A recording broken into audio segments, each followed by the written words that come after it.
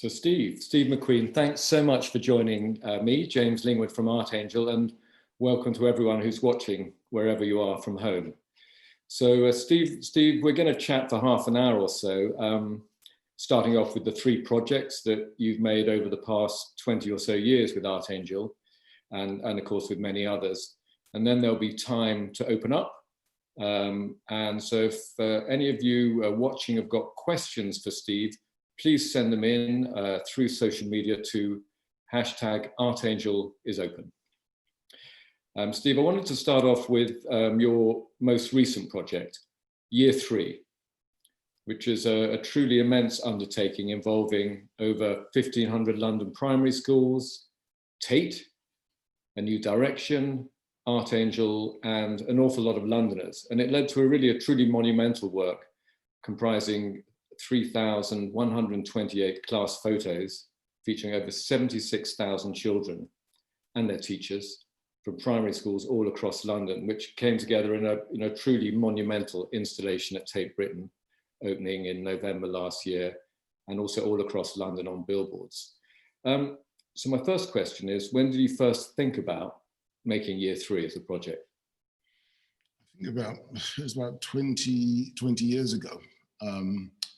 I just got to a point where I was sort of looking backwards, and I actually found it wasn't my school photograph, it was a school photograph, and I started to look at all the faces, and it just sort of took me back to a time when I first was introduced to art.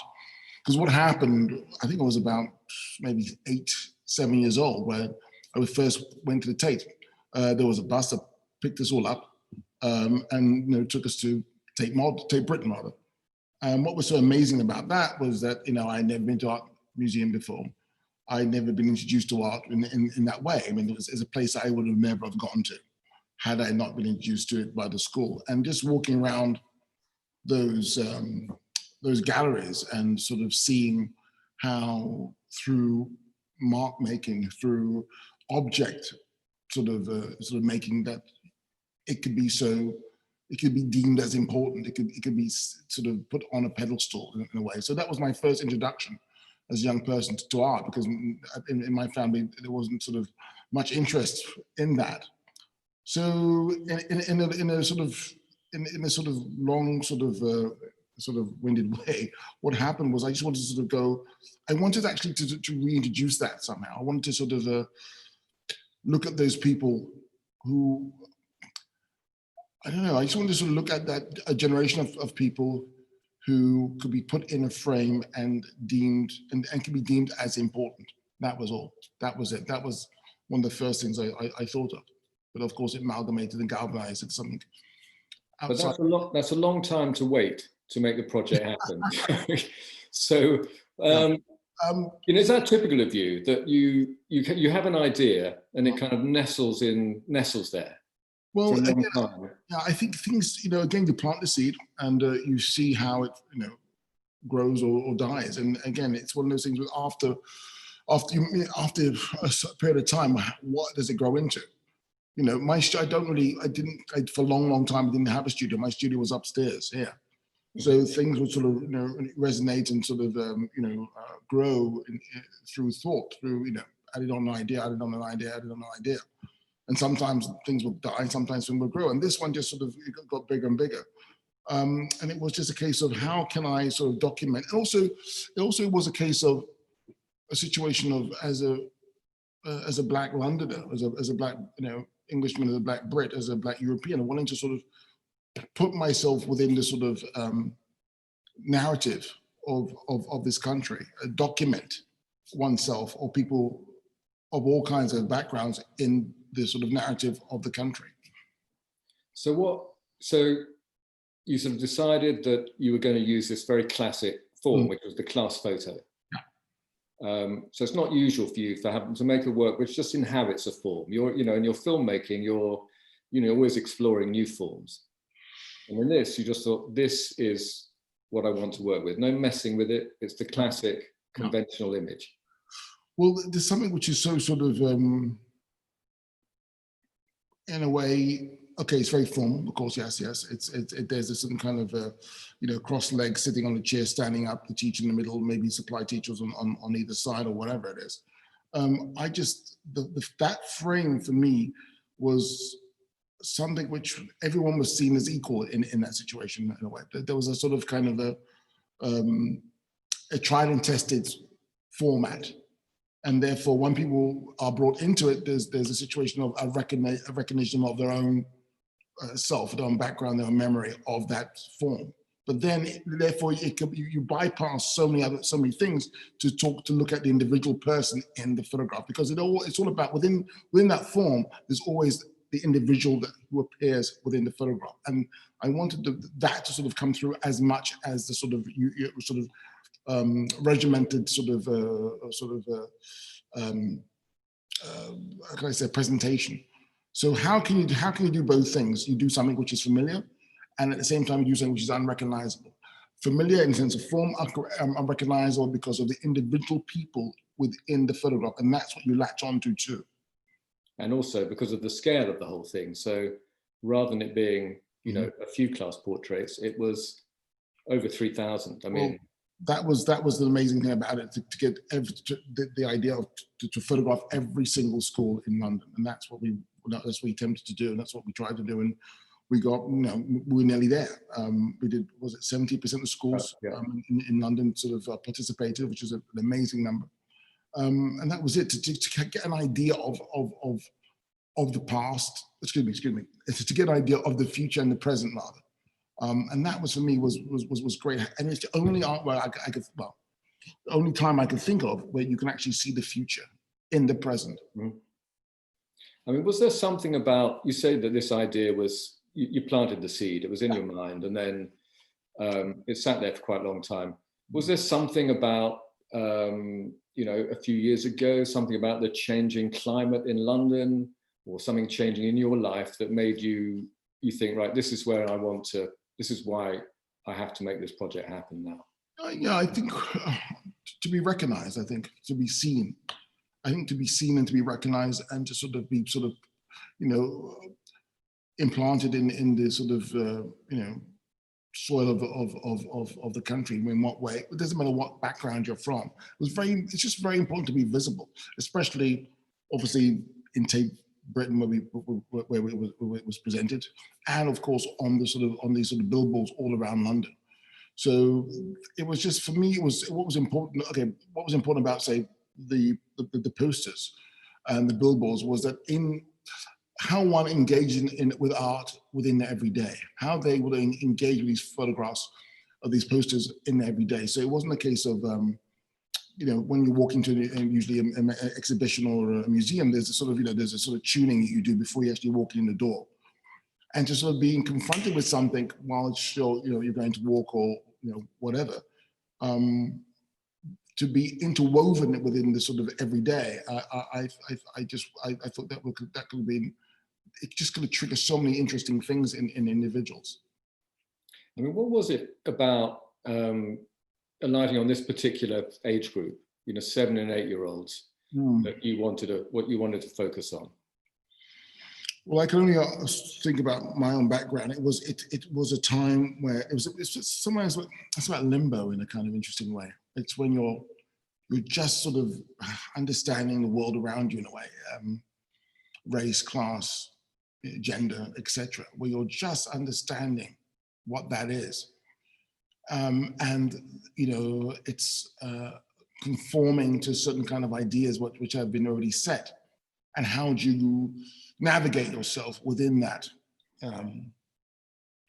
Again, I keep it within that as individuals, and as a child at 7, 8 years, that's when it starts happening.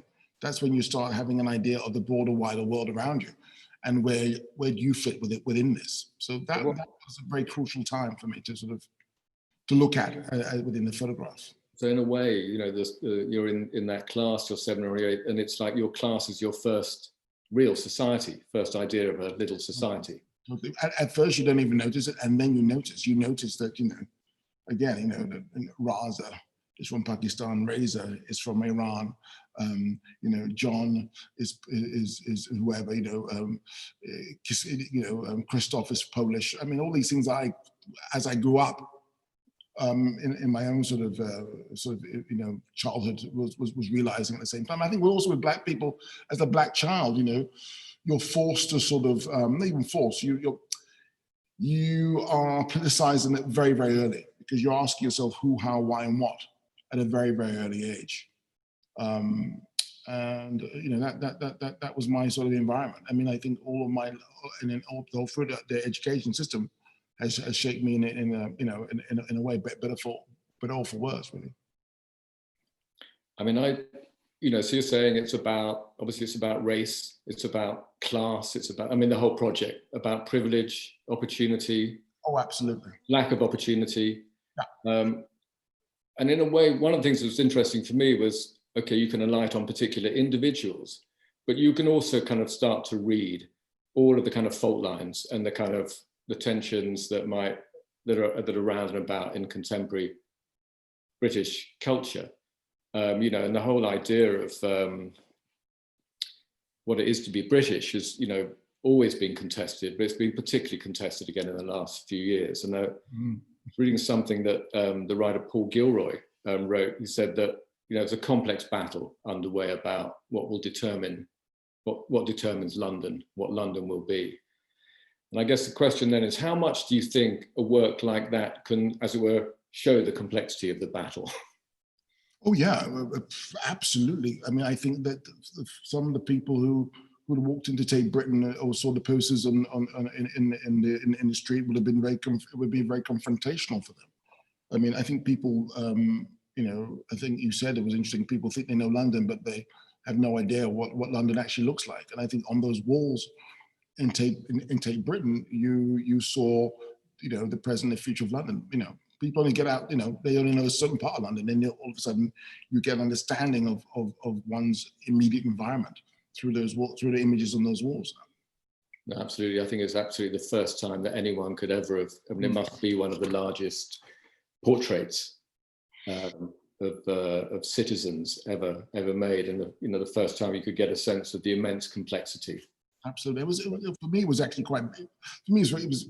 I mean, you know, it was beautiful in a way, because I think what the beautiful thing about it was that also individual schools' participation and their enthusiasm to wanting to take part in this, and you know, it was you know, it's really, it was, you know, really important that without their participation, this could never happen. So it was a real partnership, you know, with the Tate and yourself, Artangel, and you know, Kai Morris. You know, it's very, you know, it was just an amazing. It was quite, yeah, I would say, emotional sort of journey, and we got to a point where the work kind of transcended itself in a way. And the thing about this work is interesting to me because I didn't realize that we, to say something popular in a way, because sometimes that popularness can actually take away from actual art, and that's something which hasn't really been spoken about in a way.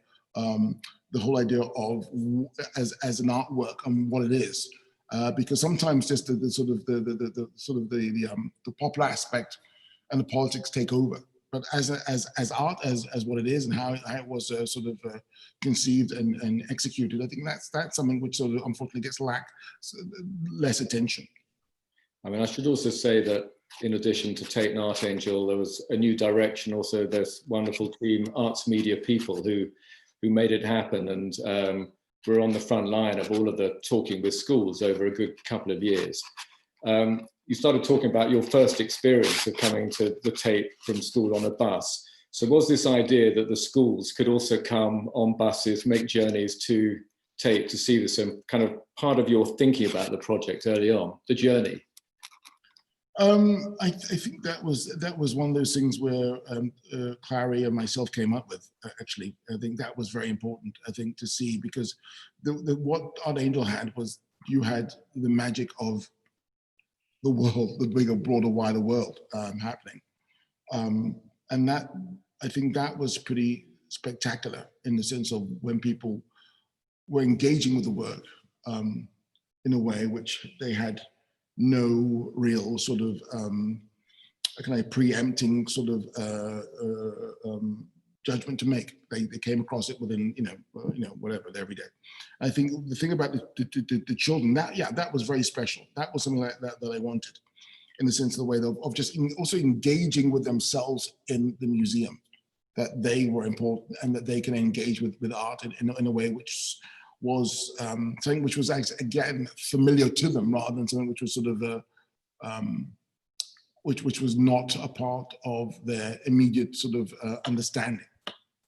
So if there's one thing that really surprised you about the project, you started off with an idea, then it was on the walls, it was in the city. What was one thing that really surprised you about year 3?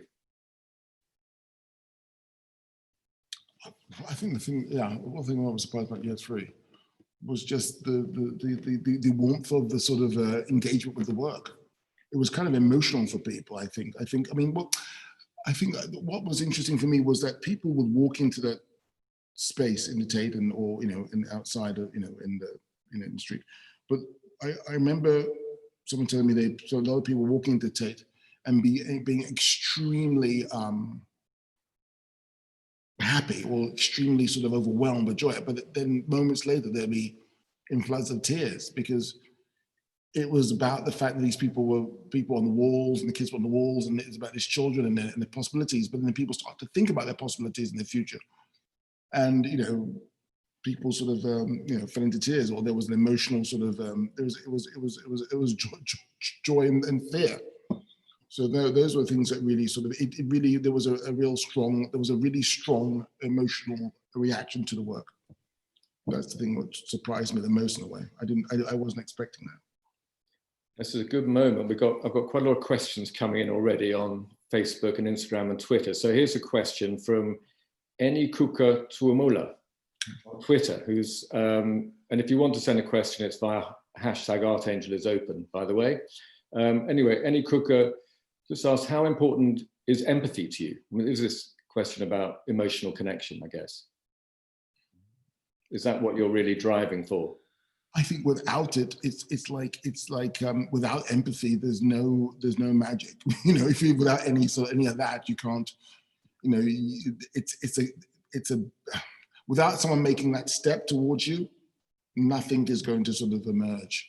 I mean, it's just how it is. That's if you don't, with any artwork, I imagine that's what's needed. Absolutely. Yeah. So can I just connect to year 3, which is one massive group portrait, to one other work of portraiture you made, which also had an incredibly strong emotional resonance. And that's a work called Queen and Country, which was also a portrait of people who are not normally seen. In this particular instance, 160 British soldiers and military personnel who died during the Iraq War. And you commemorated them in the form of an installation on their heads, photographs of their heads on sheets of postage stamps featuring the head of each soldier. So how did this kind of project of portraiture come about? Well, I was commissioned to be the war artist in 2003 by the Imperial War Museum, and it was just one of those commissions which I actually really wanted. I wanted that burden, and it was one of those things with going to Iraq. Went to Iraq, What do you mean you wanted the burden there? Well, I wanted it. I wanted that weight. I wanted that difficulty. I wanted it. Again, I wanted that burden. Sometimes, I want that. Why? I have no idea. I have no idea. Why do I want that? I mean, last thing you would want something like that, maybe, or even was just thinking of Hunger, a film I made. I wanted that. I just wanted to. I wanted it. I don't know. I have no idea. Anyway, moving on. We could get deeper later. So I just want that burden. And I don't know. It was maybe just to grapple with it, because in some ways I wanted to again take things out of take things out and put them into the light, whatever that was. And what was interesting about the Queen and Country was I went to Basra in Iraq, and we flew up near Baghdad, being with the British troops there, and somehow, you know, I couldn't. It was just one of those things where, yeah, it wasn't great. I mean, how people were being sort of looked after there, to be honest with you, and they weren't particularly happy with it.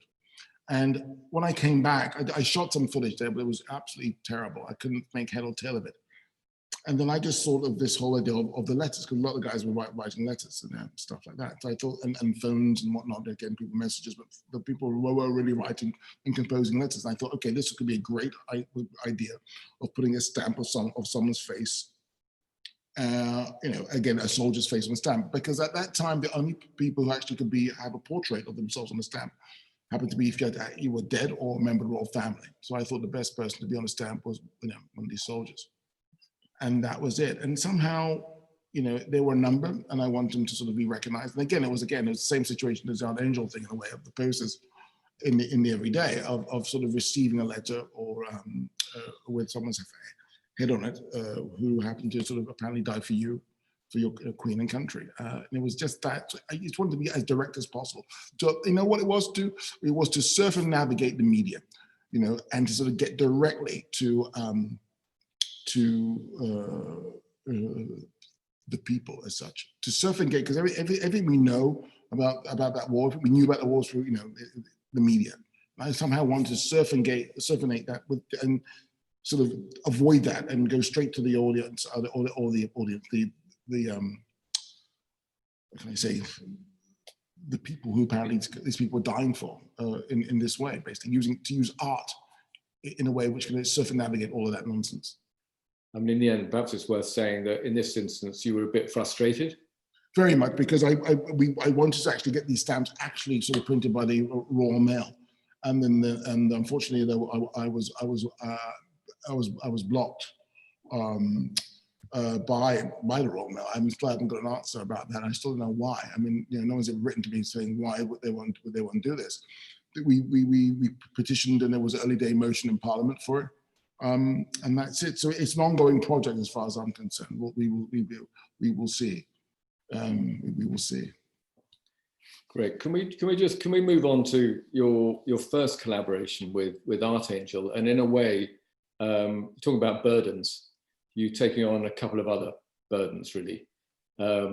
So this is a work that became known as Caribs Leap, Western Deep, and it was filmed. One of the films was made on the island of Grenada in the Caribbean, where some of your family still live. And the other was made in a gold mine called Western Deep in South Africa.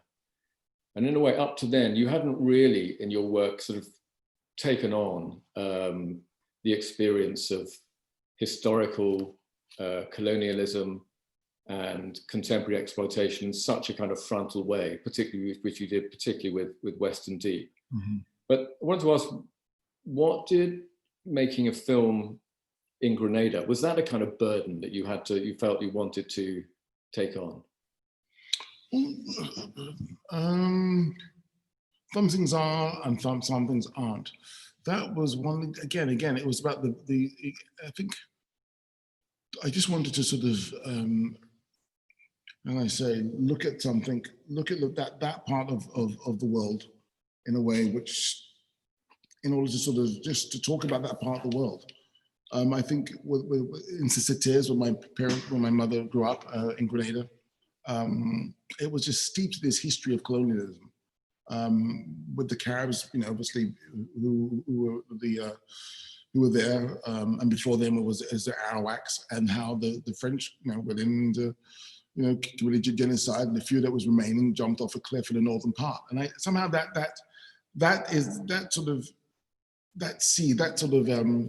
doesn't go away. And I think, you know, it's part of my history as such. And I somehow just wanted to sort of look at that island now, at that point, you know, and then, you know, for some people, you know, the West Indies or the Caribbean is paradise. I just see it often as little Alcatrazes, like, you know, sort of, you know, prisons surrounded by water, you know. So you had that image of, because sauteurs means jumpers. It's French for jumpers, and it's in a place where the village is named after the place where, I mean, there were many places like this, I think, around the Caribbean where the native Caribs jumped off the cliff rather than surrender themselves to the colonizing. Yeah, and they put a Catholic church to mark the spot. Yeah, it is quite unique. Did this begin with did the whole idea begin, there's a story, but you had a kind of image in mind? Oh, that's it. You're triggering me. So what I wanted to do originally, of course, was project onto the cliff face of where they jumped these leapers. That was what we wanted to do, if I remember correctly. That was and we went out on a boat with a project. We couldn't, and then what would it be like? It's worth saying that when we went on a recce, we realized that the cliff was covered in vegetation. Yeah, it wasn't particularly a great screen. All those things, I wasn't the white club with Dover, that's for sure. Thank God not, but it was, but things, again, they amalgamate and they go another way, but it was just, that was the first idea. But that was always the undercurrent in that film, always the undercurrent of this sort of, again, and it happened again, and it repopulated with, with Africans, with the British, and, it's almost like a cycle. This happens again and again and again. And from there, going off to sort of South Africa, to the mines there. Enjoyed that. That's Western Deep. That's Western Deep. The film. So that truly was a kind of putting yourself in a place which was very uncomfortable. Obviously this place of how deep down? What it was? Deep down, the deepest working mine in the world. Yeah, it was 3.5 kilometers underground. So it was heavy. It was, look, these guys do it every day. I mean, but it was, I think, when you're sort of driven, I mean, we were, it was heavy. It was some situations where we were in stopes of, 80 centimeters high, a 75-degree angle going just down, crawling on our having no stomachs. And they just get, when you, when you're young. But that was heavy. That was amazing, because in some ways, what that for me, I just wanted to understand this whole idea of gold, this whole idea of this another kind of this colonialism again, and this whole idea of labor, and in for more of that word, slave labor. That was so key for me with those two works, and how one is represented. And it's almost like a discovery in a way. What is it? What again, through the process. I mean, through the elevators, through the trains on the ground, through the walking, through the water, through everything, just to get to this face. I mean, the thing about gold is not rare. It's just difficult to get, and it's labor. I mean, there's 5,000 men underground every day. There's a rotation. It takes 8 hours though, 4 hours to get to the face. So there's a rotation of 5,000 men every day, because they don't want to lose time. And of course, during the apartheid days, they kept them down there as long as they wanted, as long as they could. That's the story. Well, it's a kind of it's almost like a living hell down there, isn't it? Yeah. And it's it's dark, it's incredibly noisy. And it's sort of, so it makes me want to ask, to what extent, how much do you want to show the unbearable? What's the kind of threshold for you? I don't know what you mean. I mean, how much do I want to show the unbearable? I mean, I don't know what does that mean? Well, I mean, I think, you were showing sort of bodies under extreme duress, sort of intense sort of claustrophobia, but you're often sort of showing them in sort of glimpses in the darkness. They're coming in out of focus. It's sort of fragments, and I suppose it kind of connects across to some of the it's just a sense of how far you want to push with the work, and at what point you decide to hold back. Well, I'm just, again, you're just looking for things which are there. I don't know how you can. It's like in a painting. Do you say the same for that? I mean, because it's on film, or it's recording.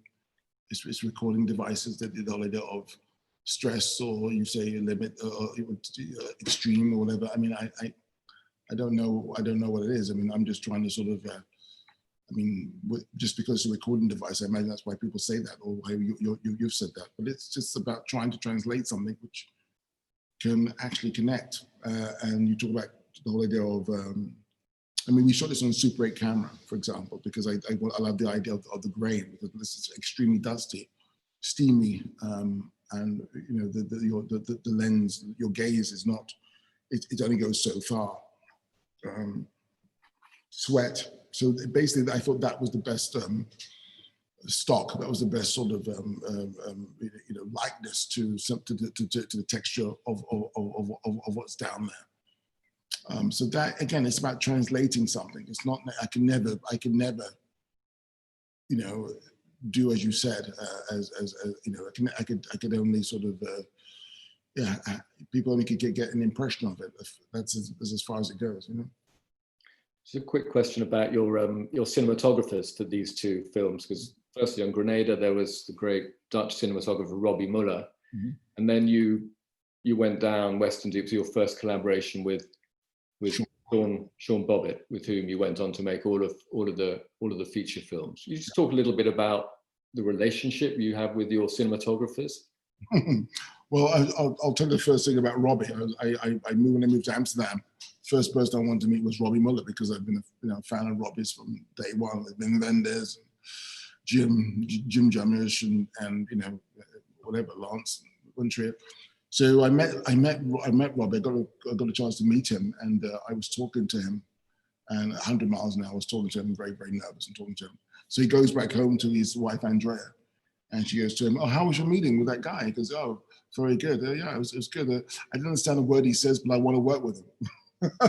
It was just a sort of an avalanche of words, and he was. You know what was great about Robbie was that he was all about light, all about light. I mean, yeah, he's one, as in, well, you know, those great Dutch painters, you know, Lumiere, Rembrandt, blah, blah, blah. But he was all about light, and also he grew up in Indonesia, so there was a kind of all the cameramen that I've worked with, all of them have had a situation of sailing.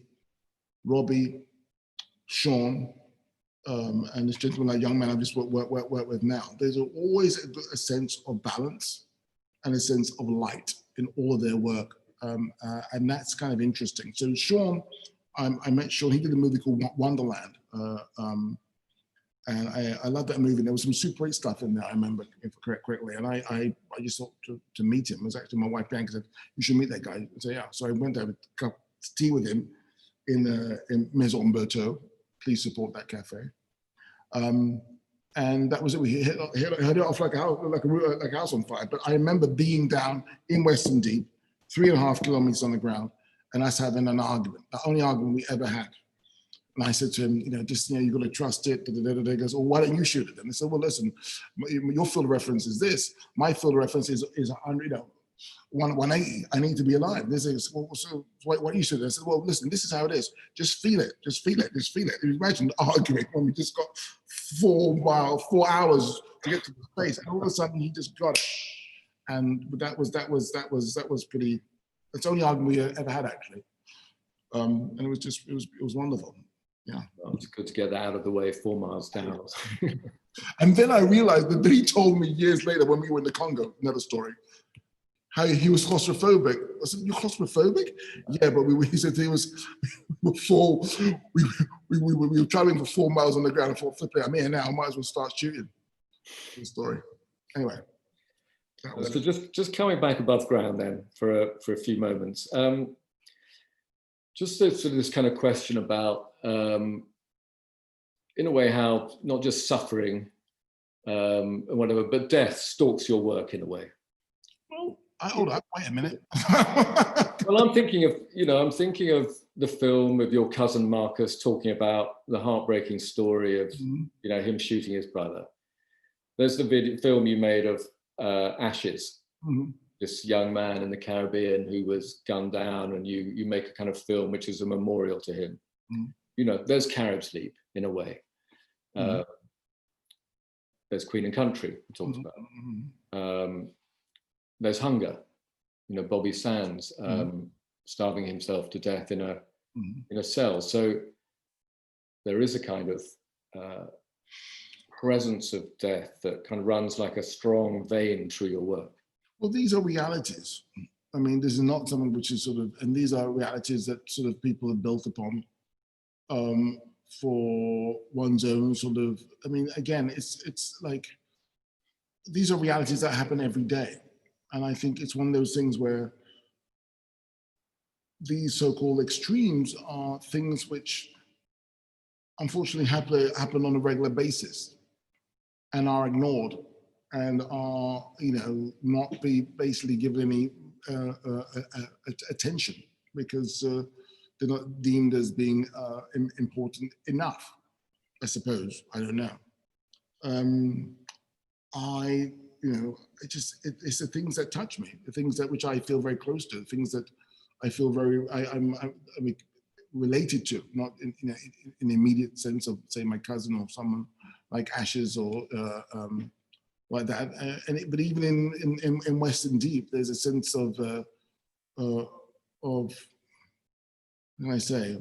There's a sense of that's something to do with obviously so much is a part of me as far as colonialism is concerned and so forth. If it's Bobby Sands in hunger or what have you, you know, these are things which are sort of a part of me, absolutely.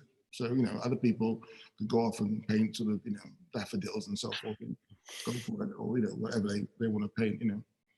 I have my own narrative. The other side of this is obviously there's incredible tenderness in the work too. Mm-hmm.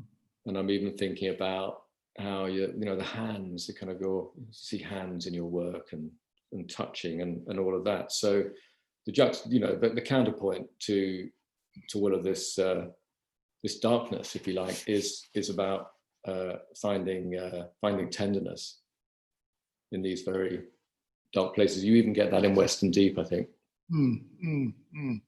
Yeah, absolutely. I think it's got, again, at the end of the day, I think you only go one way to go the other way. I mean, I have to acknowledge who and what is around us and who and what sort of has made me. You know, that's just how it is. There's no avoiding it. And at the same time, you know how one survives it and how one thrives. So yes, there's a real sort of sense of, you know, again, of wonder and possibility. And again, I'm just thinking of something like Ashes, when you're seeing one side. I mean, he had no idea what was coming, of course, but you know, it is about those moments. We live for those moments, and you know, one side is about this guy who's on, you know, moving toward this endless sort of horizon, you know, naked, moving, and you know, with every single possibility you could think of. And the other side, of course, is you know, what will happen to us all. Yeah, that's how it is. Just quickly moving on to the one other collaboration we worked on together, which was part of a project that happened in Reading Prison, yes.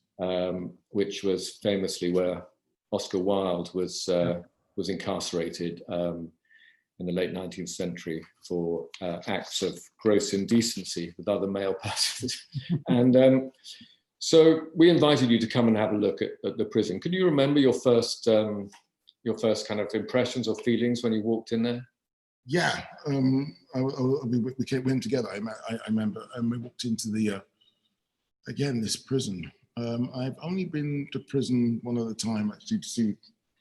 Actually, it was Marcus after my cousin Marcus on November 7th, after he accidentally shot his brother. I went to see him in one with Scrubs. Yeah, because I went to prison. So walking there, and it was just, you felt, again, you know, just felt all this weight, not weight, I just felt on my body, I just felt all these things on my body as I walked through it. And, you know, sometimes I don't know, I'm like a sponge, I suppose. I walked in there and I came back with you on the train. And as you know, walk on the train, sitting down, I just burst into tears. I had no idea. I didn't know what that was about. And like I said before, you know, I didn't even cry at my father's funeral, but then I was sort of sobbing in tears. It's just, you know, I can't explain that. But then you made a work of beautiful lightness. Yeah. So. Yeah. Yeah, I mean, it's almost like a bunk bed. We should just explain it briefly. Yes. There's like 2 bunk beds. You go ahead. You explain it. Two bunk beds in one cell, over which you suspended a mosquito net, which was gold plated. So it shimmered. It shimmered with. It was a radiant light that came out of the sculpture in a way. Sure. There was some sense of self-containment. You know, I think that was very much what I was interested in the individual, the sort of self-containment, the sort of sense of having your own in an environment which didn't allow you to sort of have your own. That was very much important in some ways. You know, again, it's one of those things where it had to be, there was something sort of very sort of, again, gold. But it's one of those things that had to have this sort of light to it. It had to have some kind of, it was very decorative in a way, and very sort of a little bit of, you know, obviously it was practical, but at the same time, it was this element of sort of wanting to have one's own in an environment which didn't allow you to have that, which wanted you to assimilate rather than be a sort of have your own sort of thoughts. Great, wonderful, thank you. We've just got, I'm just being overwhelmed by questions coming in, so just you know, select a few for you.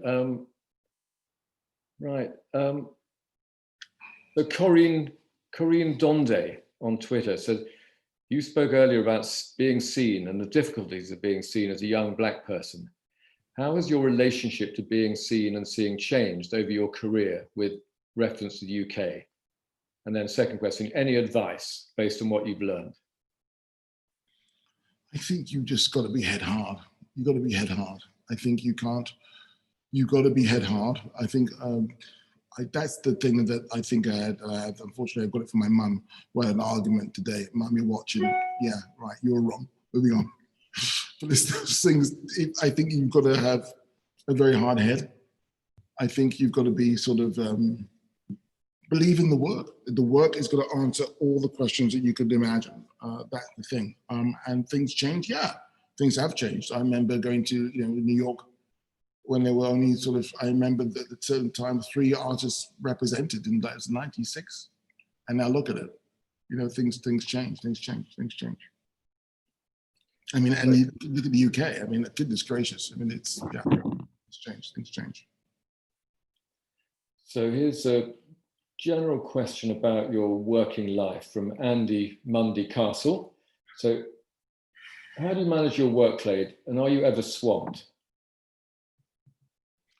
I love do you feel like you don't, do you have enough time to execute? I mean, it's amazing what you've done in the last year alone.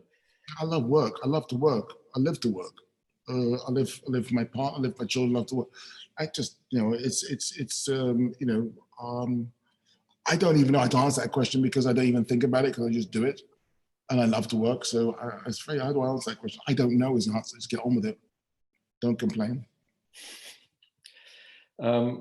Lots of year 3 questions actually coming through. So here's one from Genevieve Fay. Do you think year 3 would have worked in any other British city that wasn't London, or did it have to be London for you? Well, for me, it's, you know, because I'm a Londoner. That, you know, listen, I think, you know, I'm up for people want to do it elsewhere. Let's do it. That'd be amazing that people do that elsewhere. It's very, you know, it's very important that, you know, again, I think, yes, I do think the answer is too centralized in London. Yes, we've got to get out there. We've got to get people, you know, there should be different other places in the UK which are sort of doing projects like this. I hope that people pick it up. So there's a question here about,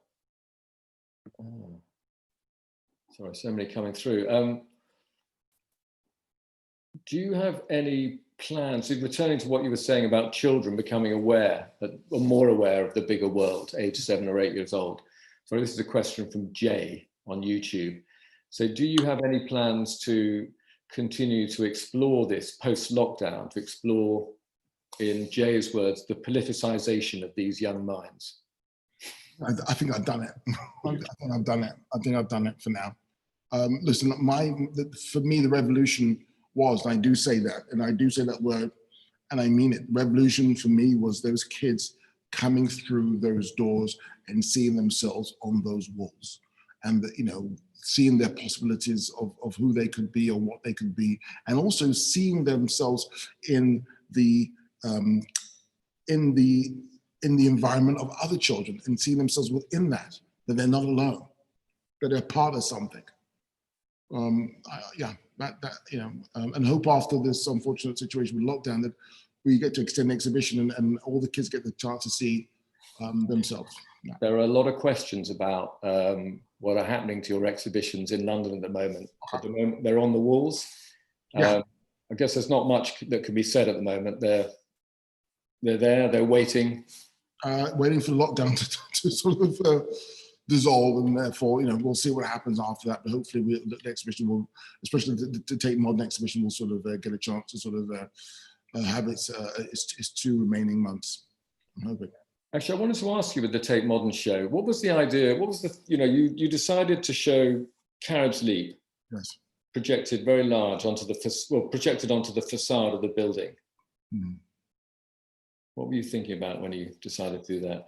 I was discussing with Clara Kim about the whole idea of the river and the River Thames, and the whole idea of Grenada, which is surrounded by water. It's an island, and again, virtually every other shot would be of the sea. And there was that fluidity. There was that situation of wanting to have a situation where we're looking at this sort of this river in London, and the whole idea of this sort of image being reflected within that. It was about, again, it's this whole idea of having a situation where how you can incorporate that river, that movement, that tide with the image on the side of the building. That's what I wanted to do. Fantastic. So a few more questions about that current, sorry. Well, the Thames has been part of your other works of yours, obviously exploring yes. Conrad and Heart of Darkness through that video film called Gravesend. Gravesend, yeah, Gravesend where it started. We were actually, the photograph, there's an image in Gravesend which you see was actually where Conrad was said to have that, where that conversation was meant to happen in the beginning of the book. When I think about Kurtz and this guy who came back from the Congo and he spoke of, that's exactly where it was supposed to have happened. Oh, right, things are getting a bit personal here. Please. But this is Michelle Brooks. Steve, we both went to Drayton Manor. Would you ever visit it again? No. And did the struggle help with your art? Michelle Brooks, Michelle, I can't, with respect. Oh God, that was, again, it's just, it was just, it was like fucking prison. It was like prison because school was, again, I've spoken about this before, and and then me going back there, not so long after winning the Turner Prize, and this headmaster saying to me that, the school was institutionally racist. And I said, yeah, when you were there, I said, well, you don't tell me that, I knew. I mean, it was heavy. I mean, I know a lot of my friends, a lot of people's lives were ruined because of that school. Fact, So I got no time for it now. So I think that's an answer, Michelle, there. It's a question from Marina. Actually, just wants, I think it's a technical question, or to some extent it's a technical question, which is about what do you do to achieve this particular quality of blackness that you get in some of your projections?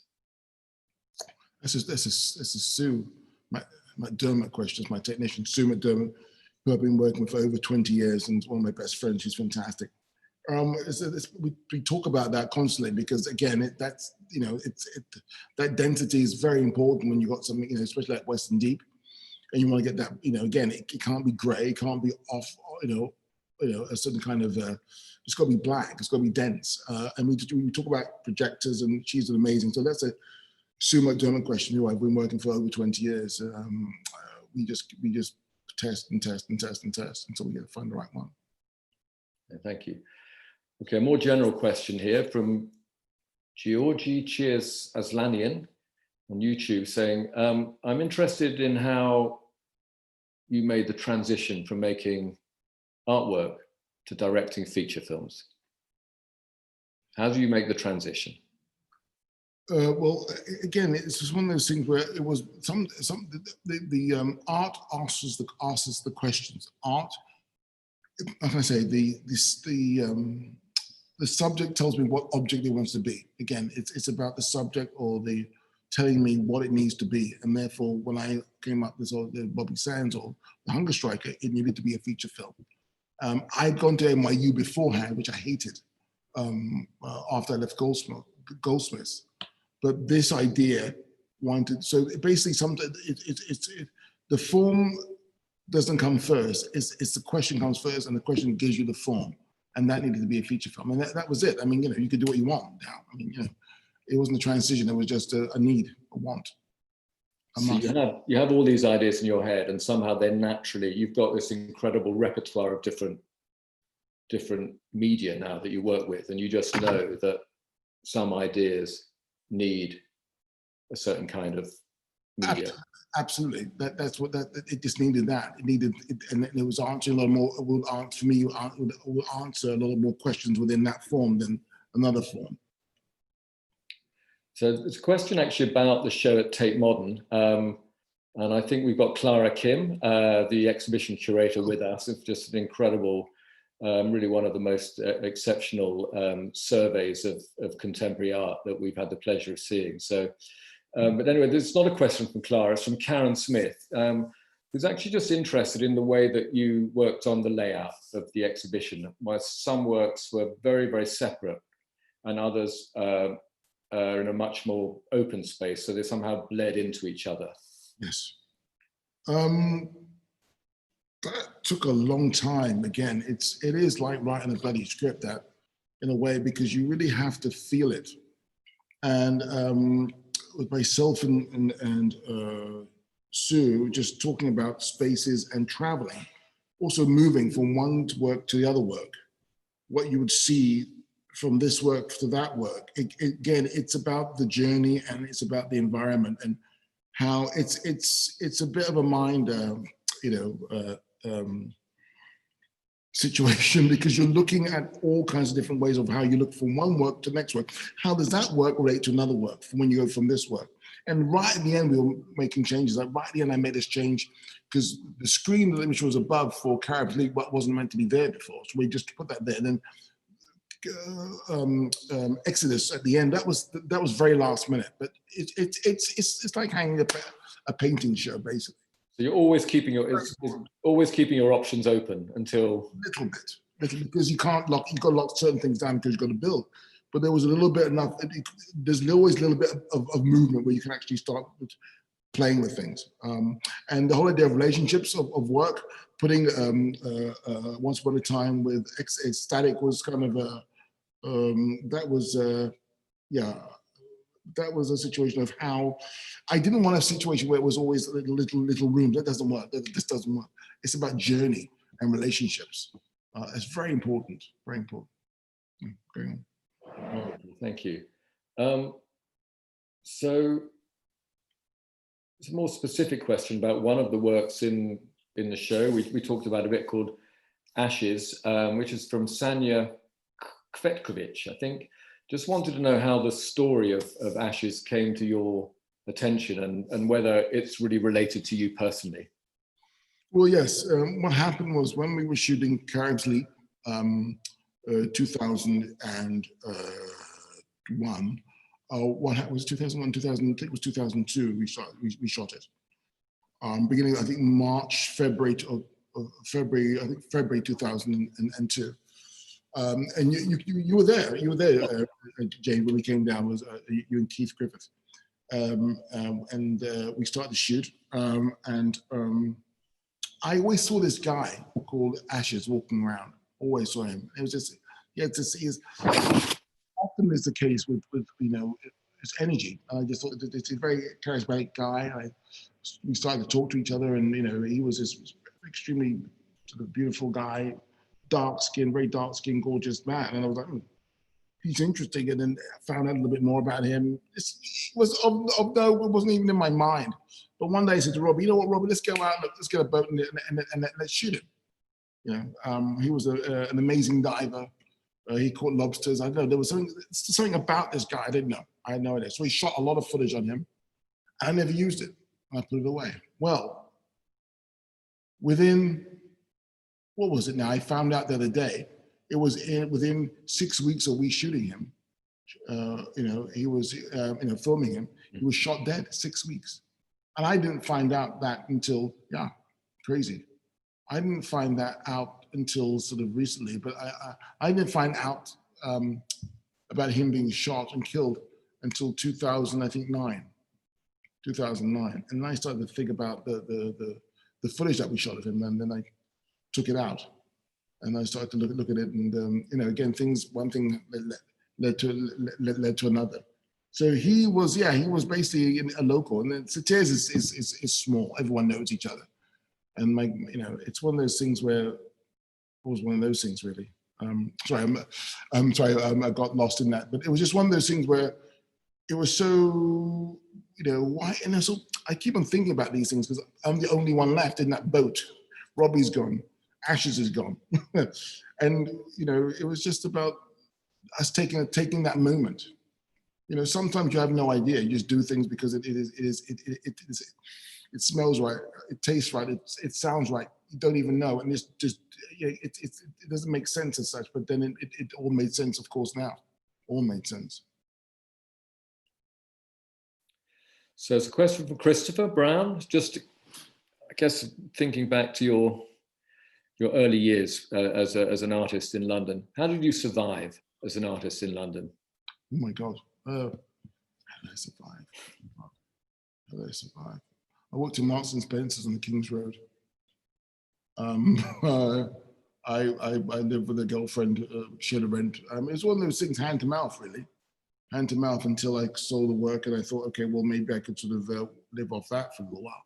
Hand to mouth. It's one of those things where constantly sort of experimenting and trying, and a bit of luck, really, because again, you in order to sort of make work, you've got to show work. And show work is, I imagine, more difficult now than it was then. You know, we had, you know, at that time there was a lot of places where you could actually show work. I think it's a little less so now. So it's, you know, it's one of those things we just keep on persevering, really. That's the only advice I can give as far as that is concerned.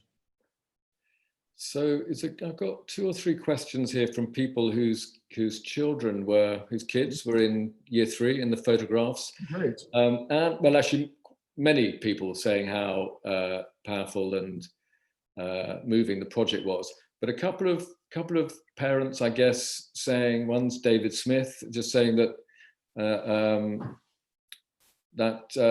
they were a bit disappointed because their kids were in the photos right at the top. Mm-hmm. Okay. And just talk a little bit about the display of the whole thing. Was there a way in which you could somehow make all of the kids easier, all of the photos easier to see? Yeah, well, we did have. We had this. I don't know what happened there. I think what happened with the schools, you could go. They take out this sort of there's a huge magnifying sort of device, which is absolutely beautifully made. So it's what the clarity models about this. And we decided, yes, of course, we have to let everybody have a chance to see themselves once they're, you know, visit the school. But often that happens with schools. So basically, there's this sort of beautiful magnifying glass, and it goes up to the top, and to the top image, and you can see yourself very, very clearly. But with people coming with their parents, unfortunately, that device wasn't necessarily there for them at all times. But with their school, they will see themselves very, very clearly. So hopefully, they get a chance. Great. So one more question about burdens, and then we'll be wrapped. You brought it upon yourself. No. You said this is from Citra on Twitter. I keep thinking about what Steve said earlier about wanting that burden when you were going to Iraq, and I was curious. Citra asked whether, by experience other burdens, does that address your personal traumas? I think it's healthy to address those shits. Sorry, those things rather. I think it's healthy. Yeah, I think it's very, very healthy. I think, you know, Yes, I think that, whatever difficulty, whatever, issues one has to address it. You can't sweep and put it in the corner. And, I think, yeah, very much a reflection of what I try to do to myself, to stay healthy mentally and physically, yeah, for sure. So how are you doing that there are quite a lot of lockdown questions here, so maybe a good one to end with. Well, I'm editing right now. I'm editing a TV sort of drama thing for the BBC and Amazon called Small Acts. And it's an anthology on West Indian life from the late 60s to the sort of late 80s. So that's what I'm doing right now. And it's kind of fun because I'm sort of working with my editor who's in London and I'm over here. And so we're just working with the kit here in the studio, remotely. And it's kind of, it's odd, but it works, which is great. So it's come at a good time for you.